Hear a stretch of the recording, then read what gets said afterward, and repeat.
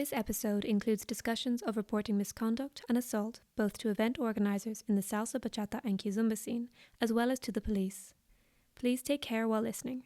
If you need to, feel free to pause, skip, or come back to the episode when you're ready. You know, you go to an organiser or you go to a friend or someone and they'll say, oh yeah, I know, it's just like that. I teach people how to touch each other without it being weird. In knowing that my goal was to empower women and to create spaces where women felt safe, because I'd experienced so much, assault, so much inappropriate conduct as a dancer. The average length of time for women to report a sexual assault is 7 years after it takes place. Why didn't you just go to the police, or why didn't you report it? It's like, firstly, you don't know whether the person's reported. Rikki Archibald is a dance teacher and advocate. She currently specialises in Jinga and urban kids, and she advocates for respectful and safe dance environments. Rikki is a lawyer with experience spanning courts and tribunals to women's refuges and supporting people who have suffered sexual and domestic abuse. On top of all of this, Rikki is also a fellow podcast host, sharing practical tips for healing from trauma. Rikki, welcome to Empower Dancers. Thanks, Bobby. It's so nice to be here with you. Finally meet. Yes, it's so wonderful to finally meet. So, Rikki, I know a lot of your experience is interwoven, but to start, where did your dance story begin? How did you get to the Jinga Urban Kids specialism that you are known for today? That's such a good question. So years ago, when I was living in Valencia, actually, I wanted to do salsa, and I got taken to a salsa class with a friend, and it was Cuban salsa. I loved it. I did it for a year, and then when I went home, I wanted to learn the part of the lead, and I went to a class in Perth City, and a person who's now a friend of mine and I ended up working with was quite difficult, like wouldn't let me join the class as a lead. And I really had to kind of fight for the position to do the class as a lead.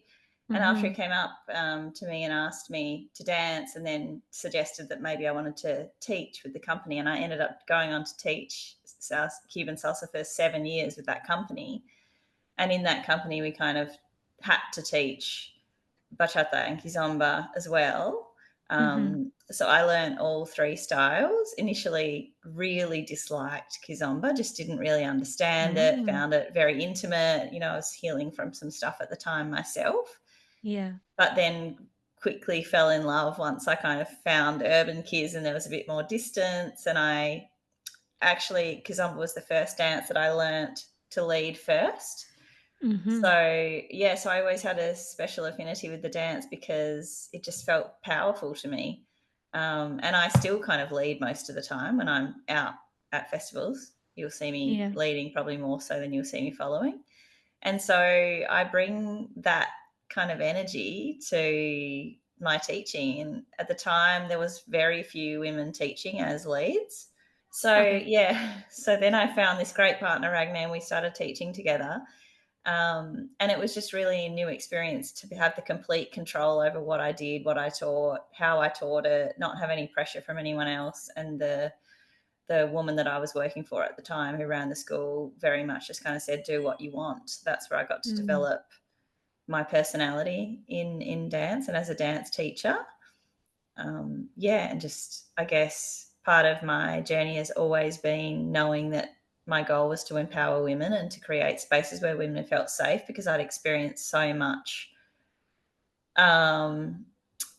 assault, so much inappropriate conduct as a dancer, so much feeling like I had to protect my boundaries and not really knowing how to, and being caught in that kind of like constantly like feeling like, oh, I don't want to be yelling at people all the time. I don't want to be the one that's, out there being rude to people unnecessarily, because it's hard when you don't understand the dynamics of the dance.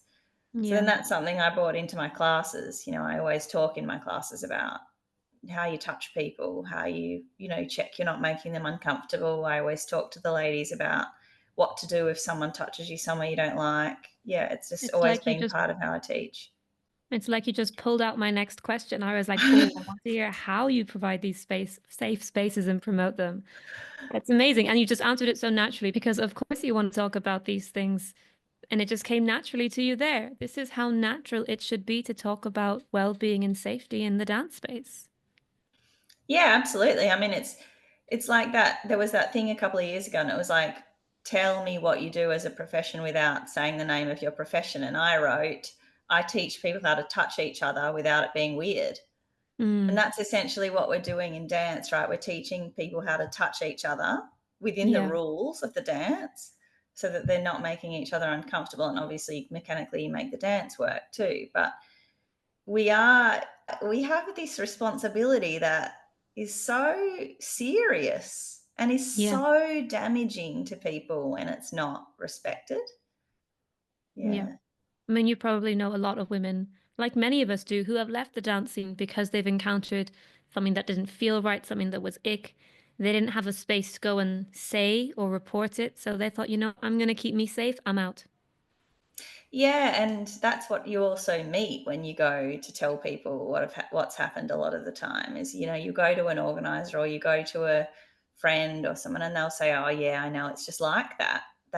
Oh yeah, that's what this dance is like, or that's what that person's like. Ugh. Yes, that response. Yeah, don't mind him. He's just a bit of a dick. Or like, "Oh, yeah, oh, there's some creeps," or like, basically, that's like saying, "What do you want me to do about it?" I want these men to just be kicked out, and when I Yeah. used to teach salsa, I used to teach at this bar called Mustang Bar in Perth City, which was quite rough. Like, it was a lot of drunk people, right? A lot of people came Mm. for the classes, and a lot of people just came to drink. And they all sat around the edges while we did the classes. And I knew the bounce as well. And honestly, I loved teaching there because men would come in, just drunk men would just walk into the class, or they'd join the class and we didn't realize they were drunk and they'd do whatever. And I just got in that time, because I had the backup of two huge bouncers, I got to just eject people in a way that I'd never been able to do before. Like, I got to the point where I would just like Uh, eye the bouncers. I would say to whatever this idiot was doing in the class, like he touched someone inappropriately or was, yelling at someone or whatever. And I would say, right, stop that. I'm giving you one chance. If you do it again, you're out. And then I would just get them kicked out. And and you know, organizers will tell you, oh, there's all these legal reasons we can't, we have to be careful under Spanish law or under whatever law that they've paid for their ticket. Yeah, okay. That's, in some ways, there's truth to that sometimes you can't, in certain scenarios, just eject people, or maybe you have to refund their ticket. But you absolutely can just eject someone who's sexually assaulted someone. Like, of course you can. that needs to go. That, like, male organisers saying this, who are relying on the fact that, oh, it's difficult for us, we can't just believe you and kick this person out. Yes, you can do that. Like, Yeah. what's that person going to do? Are they going to sue you for something? No, they're This not. is no. It's just a way to avoid having to actually deal with the problem themselves. It's shoving the accountability onto the not quite tangible or clear, this is how the law works, or this is the system, or this building has a policy. Does the policy say you can assault people?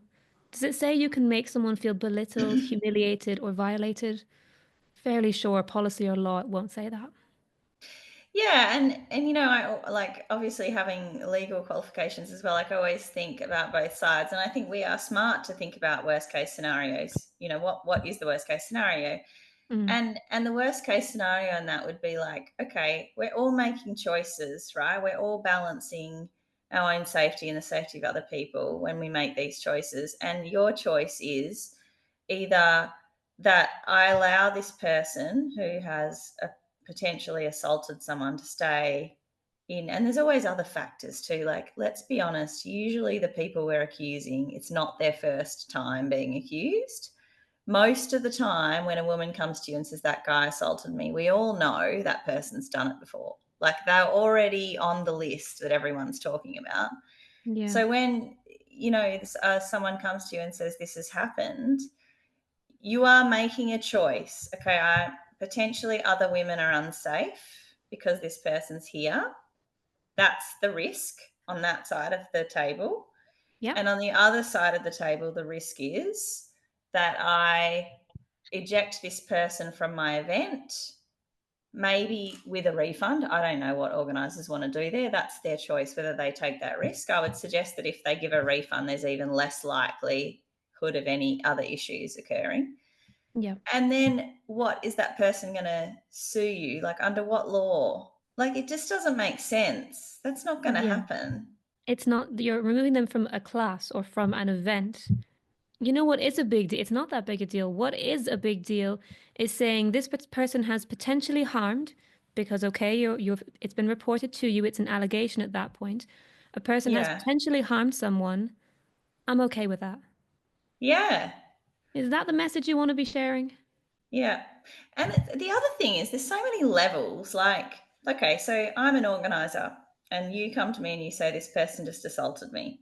And Mm-hmm. I go to the person, I say, she told me you assaulted me. Because the other thing is, a lot of the time, these men just admit, they say, yeah, I did that. There's nothing wrong with it.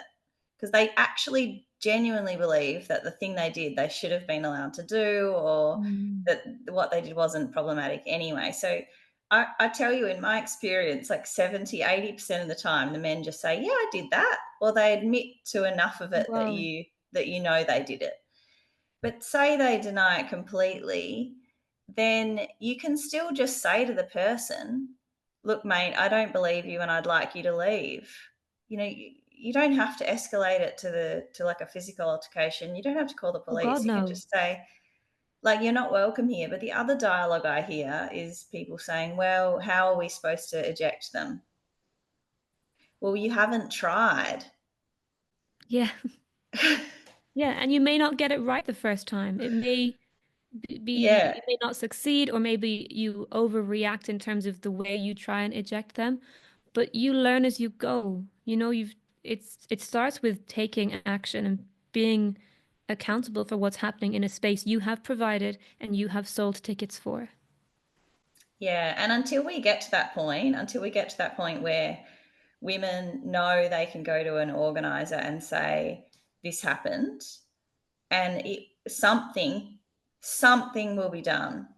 Mm. They are not going to tell the organizers, and that's the point we're at. Is Yeah. what is the point of telling these organizers? What is the point? You're so traumatized by this thing happening. What is the point of going and telling someone who is not going to do anything, Mm-hmm. and potentially, and I say this also from the perspective of a victim advocate, right? Because the reactions of the first few people you tell are so critical to how you feel as a victim in a situation where you've been traumatized. Mm-hmm. Firstly, a lot of victims like can't process what's happened straight away anyway. So there'll be like a significant delay in them telling anyone, especially organisers they don't know, or organisers that are men, or organisers that potentially are friends with the person who assaulted them. So all of that's really normal, Mm-hmm. that there would be a delay, and that it's really like obviously takes some time to process that. But then if those women who are going through those really traumatic events are then having to go to someone who is potentially saying things like, oh, why did you go to his room? Or, oh, well, he's a friend of mine and I've never heard anyone say that he's done anything like this before. You know, the things are so impactful to a victim Yeah. in that moment. Like, that can almost be more traumatizing a lot of the time than the thing that has actually happened to you. Yeah. Well, And at that point, you're being told that your experience, the way you've processed or are dealing with that experience, is wrong. You shouldn't feel mm, like that because he couldn't have done something to make you upset. Or it's your fault because you went with him to a place without other people. Or it's your fault because you're reporting it 3 weeks later. What can I yeah, do about it now?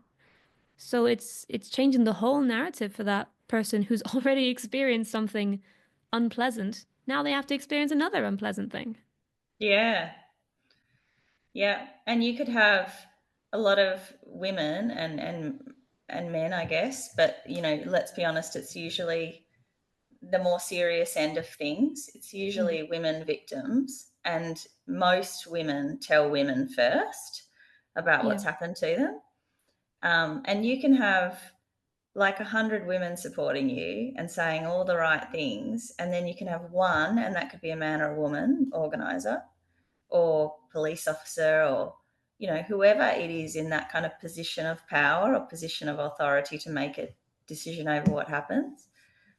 You can have that person say the wrong thing, and it's so much more impactful than yeah. So those, I guess Yeah. the thing I'm trying to say is how victims are dealt with in those early moments or in the times when they're disclosing. That is how we change the community, because those moments are the moments that make us give up and, like you Mm-hmm. said, leave the community, because you're like, well, I'll never come back to this community again, or why would I put myself at risk again? Or feel like, okay, this was an experience where I was believed. Maybe nothing gets done, but I Mm-hmm. wasn't further traumatized by this, or I wasn't told it was my fault, or I wasn't disbelieved. Yeah, it's huge, that impact that it can have. And you mentioned police in there, and something we're hearing now as well is that people should be reporting to the police if they have an allegation they would like to make, that it should be part Mm. of the legal process in a formal, documented way. Um, as a lawyer and the line of lawyer that you are, you have experience in this kind of situation and this kind of process. Yeah, sure. I mean, this knowledge, my area I mean, I've worked in courts and tribunals and industrial relations, but a lot of my experience in going through the system with sexual assault survivors comes from volunteer work that I've done and the work that I do with trauma survivors. Mm-hmm. Um, and obviously have a fascination in from a legal perspective. Can you give us a bit of a better understanding of how that system of reporting actually works? Yeah, sure. So obviously, every country's different, but Hmm. there's some pretty common things that happen. Firstly, I would say, like, the victim, it's not the responsibility of the victim to go to the police. Like, if a victim is not ready to go to the police, especially when we're talking about sexual assaults, the average length of time for women to report a sexual assault is 7 years after it takes place. So it's very uncommon for women to be sexually assaulted and then immediately go to the police. So if we do come across that, like, oh my God, if I'm at that festival anywhere, please, like, whatever you do, whoever listens to this, come and find me, because I will be there for you. But what would usually happen is the thing would happen, whether it's an assault or a sexual assault or whatever.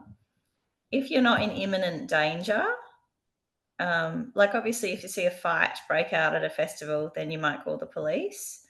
But I think if people aren't in imminent danger, it's not as common for them police to be called. Hmm. Um, that being said, like, you obviously can report anything you want to the police at any point, and if this kind of stuff is happening at festivals, you might be in a country where you don't speak the language and you don't understand how the process works, which adds an extra level of difficulty. Hmm. And maybe, like, some people are listening to this now thinking about something that happened to them 6 months ago or 2 years ago. And most countries, there's a really long statute of limitations on reporting sexual assaults. So, yeah, in Australia, there's no statute of limitations on sexual assaults, I don't think. And I think it's the same in the UK. Yeah, Um, the same. so if you have experienced something like that, there's no reason why years later you can't report it. And I think the thing that I always say to women when they're thinking about reporting is, like, have it clear in your mind why you're doing it. It's not an Hmm. easy process to go through. Um, for a lot of women, it's very healing to go through that process and it, like I said, be believed or be listened to, be taken seriously. It almost Hmm. kind of like allows it to move through you. And Yeah. if you have the sensation that, like, that you want that justice and you feel like you want to put it on the record, a lot of the time this thing's happened, what we're seeing now is a lot of in the salsa bachata community too, right? And yeah, and we're seeing a lot of women come forward because they've seen that these perpetrators have continued to do it to other women. And Mm. I think women often have that sense of like, I'm doing this so they can't do it to other people, or I'm doing it because I'm seeing them do it to other people, what they did to me. Like I know they're doing it, Yeah. I'm hearing about it. So be really clear about why you want to go to the police. Um, it's the same if you're making a public statement. If you want to make a public statement about something that's happened to you, which I fully support, just be careful about making sure, you're comfortable with any ramifications that might have in terms of legal ramifications.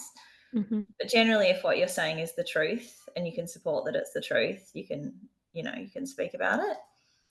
Um, but if you're thinking about doing that, just be really clear that, like, okay, I'm doing this, I'm making this public statement because, it's burning a hole inside of me and I feel like I need to let it out, or I want to protect other women, or I'm saying it so they can't do it to someone else. Because then once you've done that thing, once you've achieved it, you can kind of let it go. And Yeah. you know, and also when you're doing this stuff, I think when you're reporting or when you're making a public statement about something that's happened to you, you only have to say the bits that you're comfortable with.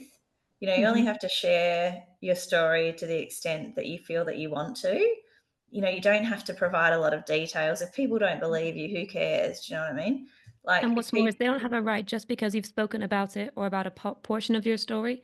That does not mean anyone has the right for more, so they can actually believe you or get more clarification. You don't owe them that. exactly, and this concept, one of the reasons I say sure about why you're doing it is so that you don't get caught up into this concept of like whether you're Yeah. believed or not.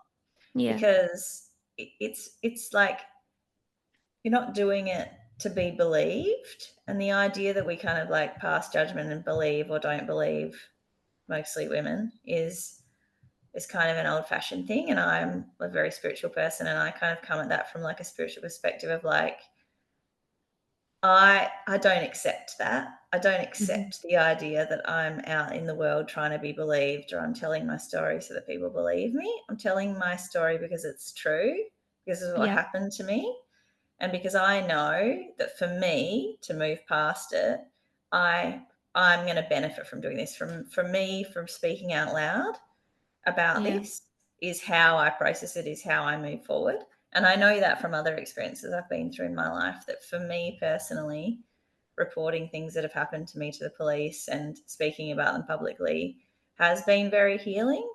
But Hmm. like I said, it won't necessarily be for everyone.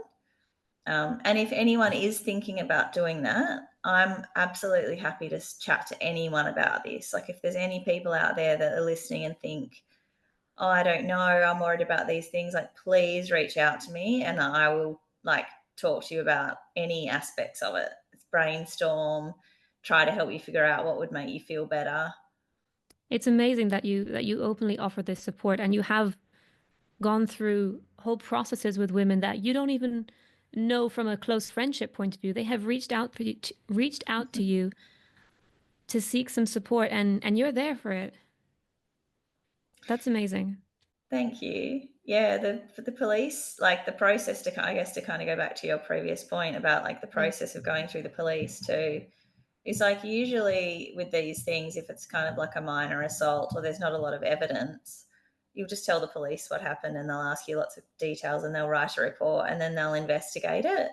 Hmm. Um, you know, it depends to what level they'll investigate. And then often if there's not enough evidence or they feel that it's kind of both, the person said they didn't do it, you said they did, you know, they're sometimes at an impasse, especially if it's an older matter.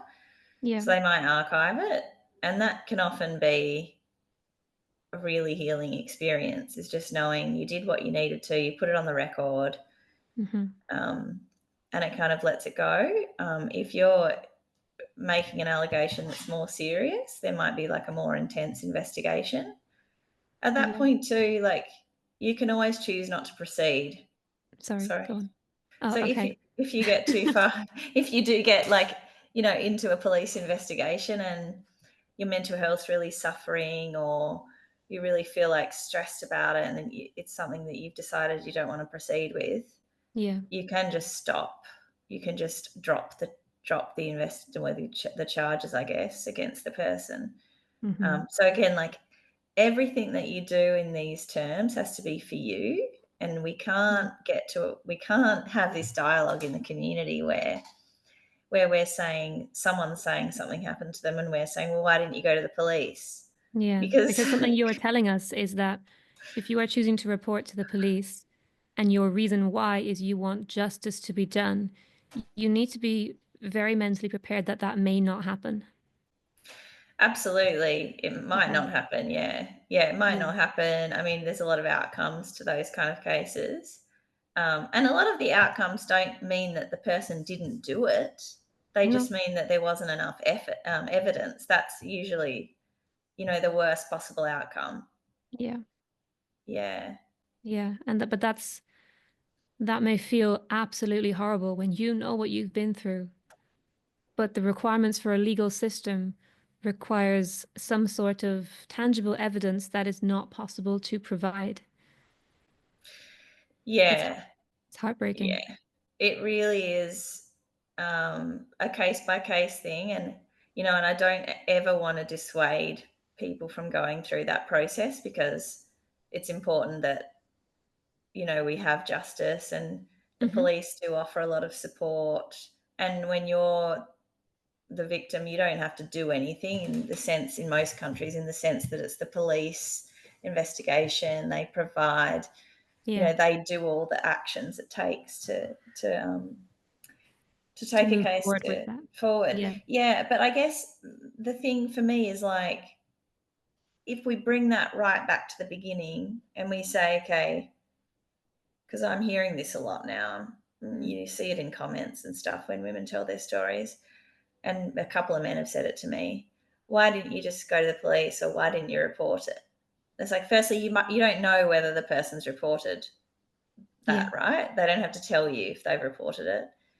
And secondly, is like, some women will be like, what's the point? I don't want to go. I don't want to spend, I think I said this to you earlier before we were recording, like, why should I have to lose, I don't know how many hours it's going to take me to report something to the police? Why should I lose 10 hours of my time going and reporting a case that I know is not going to go forward? Like, for Hmm. example, if hypothetically someone had committed an assault on the dance floor at a festival, Yeah. and that person's from a different country, and the police are not going to like, I know that as a lawyer. I know as a lawyer the police are not going to investigate a minor assault across borders, Hmm. right? So there's no point going to the police, and people are kind of so stuck on this idea of, like, I don't have to believe this, or I don't have to engage with this until it's gotten to this point of there being a police report. Yeah. And that just, it's so problematic, because we won't know most of the time there's been a police report. It almost works in the opposite, because as soon as you make the police report, most of the time the victim will not be able to talk about it. Hmm. Yeah. So this narrative of I don't want to believe it because it's a choice, believing something. It's an acceptance. I don't want to accept that someone has committed harm unless there is a police report. We got to drop this. Mm. Just not. Ugh. I mean, It's. I know there's also I can't remember the name of the festival in the Netherlands. There's an organizer recently was convicted, I believe. Hmm. I hope I'm not speaking incorrectly of this. Convicted, definitely investigated for a rape. Hmm. Serious, not serious sexual assault, not just a minor sexual assault. And it's kind of like, you watch that play out, because that's what we're told to do, right? And that victim, whoever that victim is, I can only imagine what they've gone through. Firstly, going through the experience, and then secondly, knowing how traumatic the process of being a victim can be, because it's, even if you have the best police and the investigation's great. It's probably 2 years of thinking about it, of having phone calls about it every couple of weeks, of having to go to court. Can you imagine having that constantly being pulled, dragged, forced back up? It's, Yeah. and that's something we should be encouraged to do. I mean, unless you're in a feel ready to do that, and some people are. Yeah. Some people are not, and they both equally deserve the same respect. Mm. Yeah, and I think the amount of effort that it takes for a victim to do that is just not acknowledged when we have these conversations around, oh, why didn't you go to the police? Why did she take so long to report it? Because it's really hard to report. It's really traumatic to report. Like, even if you're ready, even if you know it's the right thing for you, it's not an easy thing to do. And the women who do that, the women who go through that whole process, they deserve so much respect from us. They do. Yeah. Rikki, thank you for talking to us today and talking us through reporting sexual assaults to the police. This is a conversation that we're hearing more about in the salsa, bachata, and kizomba scenes as a response to things that are coming to light now. And that line, report it to the police, is not as simple as it sounds. So thank you for unpacking that for us today. You know what? It's been a powerful conversation, Rikki. I hope we can sit down again in the near future. I'd love to. Absolutely love to. Thanks so much, Bobby, for having me. It's been great.